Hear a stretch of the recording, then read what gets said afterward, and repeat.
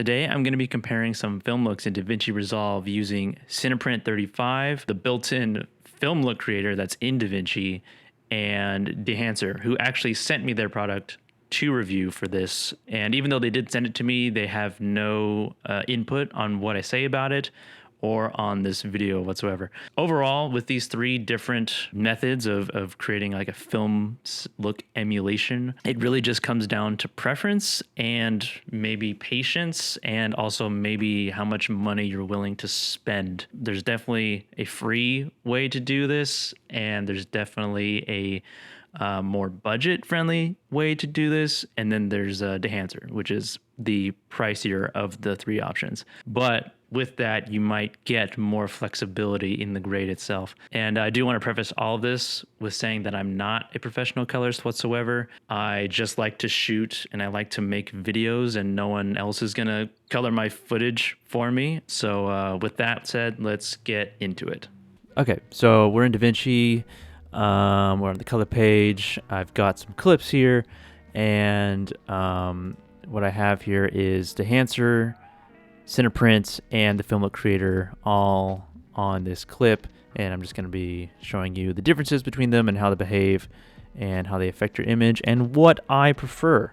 Sometimes it's kind of a case-by-case basis. So for this clip, we'll start with Dehancer. We'll go down to the effects, over to the effects panel. Down here is all the way at the bottom when you plug it in. Dehancer right there, and boom, you are given right away a default sort of, I don't say default, but a preset loadout. It just applies Kodak 250D enabled. What I like to do is I just go all the way to the bottom here. I disable everything, and I start with the print. Now, Dehancer themselves, I believe, say you should start with the film profile, then go to the expand setting, and then the print. I don't like to do that because I'm different. I like to start with the print because that I feel that affects your image the most. So I'm just going to go ahead and apply Kodak 2383 print film. You have Fujifilm 3513, Kodak Enduro glossy paper, Cineon, and linear, which doesn't really seem to do much, if anything. So let's go back to Kodak 2383. I'll adjust the exposure a little bit. You have your tonal contrast here, which kind of affects your final output of contrast on top of your basic settings. So I kind of like that look, just like a little bit of contrast. The saturation already is at 100, like by default, and I don't usually touch that. The color density is kind of just like a richness. It doesn't really do a whole lot. It's kind of doing stuff in the greens over there, but not enough for me to actually adjust it. And then your target white is kind of like another temperature setting, but it affects it very minimally. Kind of like the warmer tone, so I'll go right there. And then I'll go up to my film stock, turn that on, and that is what Kodak 250D looks like. That is okay. It's kind of a muted look, almost like put some bleach bypass on it or something. As you can see here, there are a ton of options for film profiles. There's like over 60 or something. I use maybe 3 or 4 of them, but it is worth going through them kind of one by one and seeing what it does. It kind of just depends on the look that you're going for or the feeling you're going for.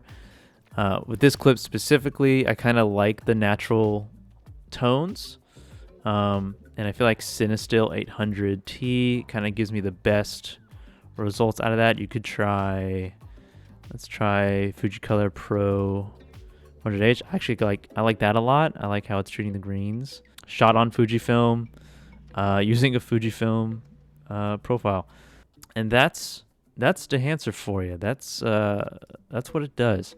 Now, obviously, there are a ton more settings. You have Film Developer here. When you turn that on, you can just add even more contrast or take it away. There's a gamma correction within that.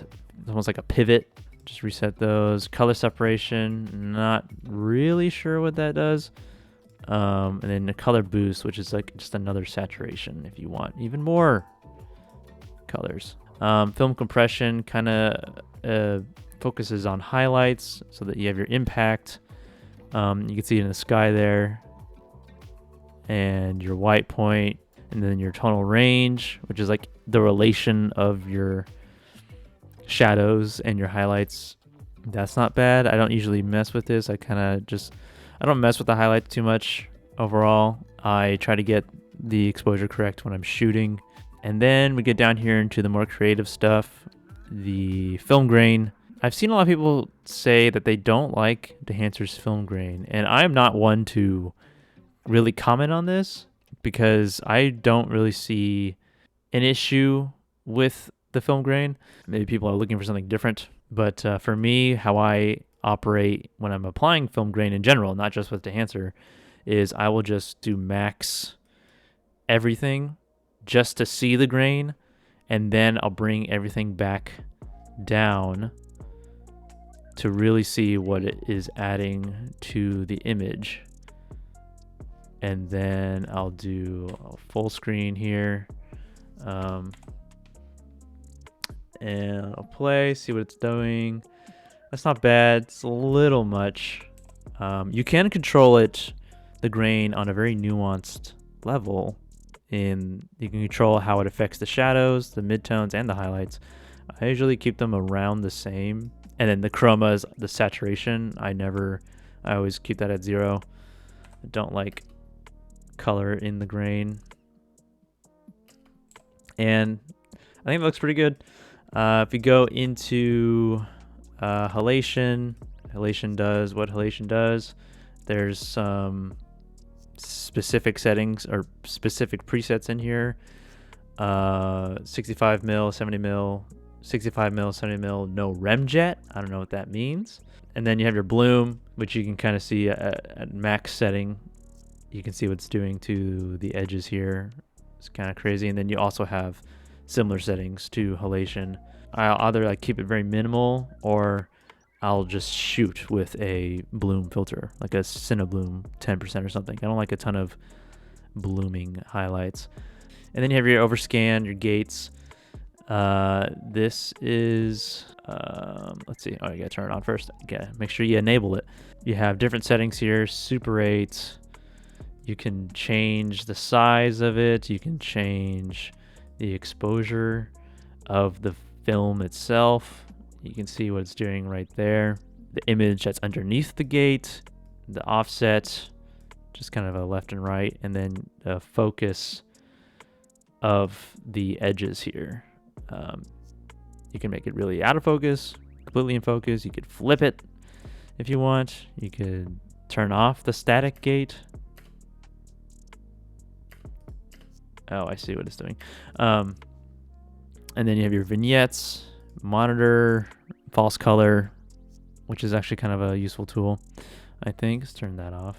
And then you have your output, which is tonal impact, basically just the blend of this on top of your base look. And I usually just leave that at 100. Sometimes I'll bring it down a little bit if the look is a little too intense, but I will leave it for the most part. And I like this look. I like what we did here. Now, it takes a little bit, depending on the footage, to get to a pleasing image with Dehancer because there are so many settings. As you saw, I don't actually use that many settings. I don't have that many enabled. I have the film profile enabled and I have the print enabled, and that's pretty much it. I don't usually mess with the expand black points or anything. I mean, seems like it could be helpful in some aspects, but to me, it just seems like another way to control contrast, and I feel like at what point do you stop controlling contrast in different areas? Someone more well-versed in coloring could probably answer that question for you, and let me know what they say. So yeah, that's Dehancer. Let's go to CinePrint. I think I've already kind of made some adjustments to CinePrint itself, so let's just turn that on. A look that I also like quite a bit. This one, it was quicker to arrive at this look because I just have to adjust the white balance, the exposure, and the contrast. And the film profile is already there. It's already 500T or 160T or 250D, whichever one you go for. Having limitations can be helpful because sometimes having too many choices, for me, I just get overwhelmed and I can't decide, and I don't know what looks good, and I don't do anything. I end up just like not doing anything, and I just sit on the footage. So CinePrint, I feel like, is a good solution for someone like me who doesn't like to spend that much time coloring. But you do lose some flexibility compared to Dehancer where you have so many options in the film profiles. And they do have 500T built into it. It does look different, obviously, because the settings are completely different. But you can get something like that's not bad. I like that a lot, actually. Kind of a muted vintage look compared to what I had before, which was CineStill, I believe. Or no, maybe it was it was Fujicolor. Yeah, like both these looks are great. I think they're both fantastic. Both CinePrint, a question is answered for you. You don't have to spend time trying to search for an answer. And then Film Look Creator, I feel like is kind of like a happy medium between both, and it's also free with DaVinci. You don't have to spend any more money on CinePrint or Dehancer if you have DaVinci because you have the Film Look Creator. And with Film Look Creator, it has its own set of presets. Cinematic, whatever that means, Rochester, Akasaka, Elated, or Vintage. And they all treat the image differently. And then you have your settings here built into it. Exposure, contrast, highlights, the fade, your white balance. Again, you can control white balance even more. And spending a little bit more time with this, you could definitely get a look that you might like. And it's a valuable tool, and I feel like not enough people talk about it. Because you get the same settings as Dehancer. You get grain, bloom, halation built into the plugin. You get a gate weave and a film gate, similar. As you can see, you can do a custom setting. There's presets as well, but then you can do a custom. Mess with that like that. So yeah, that's Film Look Creator. I don't want to spend too much time building a look, but like something like that, that's not bad. Something like that, that's not bad either. Exposure, also not bad. You know, it takes a little bit more finagling, but not as much as the Dehancer. And it's free, so it's budget friendly. And then these other clips, I have Dehancer here. It's a look I built, not bad. CinePrint, slightly different temperature, also not bad. And then Film Look Creator, similar to Dehancer. I feel like Film Look Creator and that are almost the same. A little bit more contrast in the Dehancer version. Dehancer is $500 or $450 for the lifetime license. Film Look Creator is free. So it's really up to you to determine if this difference in image quality and what you get out of just messing with some settings is worth that $0 to $450 difference. Now, obviously, there's a lot more flexibility and options in Dehancer compared to Film Look Creator, but that's not to say that you couldn't achieve a similar look or get almost the same results out of Film Look Creator as you can with Dehancer. And then CinePrint is like $60. I think that is absolutely worth it. It just really it's a good power grade. It's really almost like plug and play. But again, you are limited into the film profiles. If anyone's seen Ladybird, then they'll recognize this. This is Log. This is Dehancer. This is CinePrint. And this is Film Look Creator. Now, obviously, they're kind of, each of these is treated differently in terms of like the white balance and stuff. I could honestly go with either one of these. So it actually kind of is like a case by case basis, because sometimes they're not really doing much things differently from one another. And I could easily go with Film Look Creator for this, make some adjustments to it, and I get an image that I would like. Same with Dehancer and same with CinePrint. You know, it just really depends on your workflow. So with this, I could go with either one. None of these are doing anything remarkable because the clip itself isn't that remarkable. Here is just an outside clip. It was kind of foggy, as you could see that day. Kind of overcast. The sun was peeking through a little bit. And this is CinePrint. Very pleasing looking image. I like how it's treating the contrast and the colors. This is Dehancer. A little bit more contrasty. Between this and CinePrint, I think I would probably go with CinePrint. But if I spent a little bit more time messing with settings, I would probably go with Dehancer if I just spent, just even more time. And then CinePrint, still, I feel like CinePrint kind of wins in this case. But the Film Look Creator actually coming up pretty close. I kind of like that look, TBH.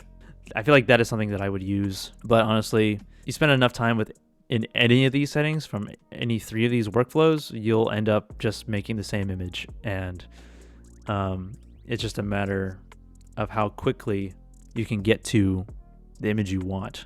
And that's how I determine it. If it takes me 2 hours as opposed to 4 hours to get to a look that I like, I'm going to go the 2 hour route if I could see the future. So yeah, so that's Dehancer. It's a very useful tool. A lot of options, which is a good and bad thing for someone like me who's indecisive. Sometimes limitations can be helpful, more helpful than too many options. Too many options, I just end up, in a stalemate with myself and I just don't do anything. But there is a lot. There's a lot there. It can be overwhelming at first when you first plug it in if you're not used to stuff like this. It definitely was for me. But since I've used it for the past 3 weeks, I've definitely gotten used to it. I've gotten kind of a workflow that I like down that makes it a little bit more efficient. So I will definitely be still using this, but I'm not throwing away CinePrint anytime soon.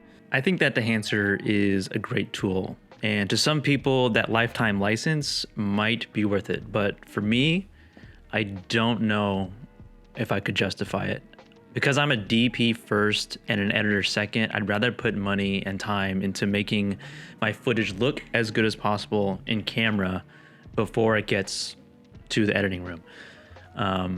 If Dehancer hadn't reached out to me to review this, I don't know if I would have ever bought it. And I've thought about it. I've looked into this program in the past.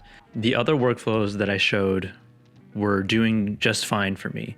And I don't want to say that I'm never going to use Dehancer because I think there's a lot of great tools within it. It's just that I think sometimes having limitations make it easier to come to a decision rather than going back and forth with a bunch of micro adjustments that only I will notice. So if you're like me and you don't necessarily like spending a lot of time grading your footage, then I would suggest saving your money and going with either CinePrint or just using the built-in Film Look Creator. If you do end up wanting to get Dehancer, I do have a code, affiliate link, whatever. It'll be in the description below, but it's JDN10, and yeah, that's it.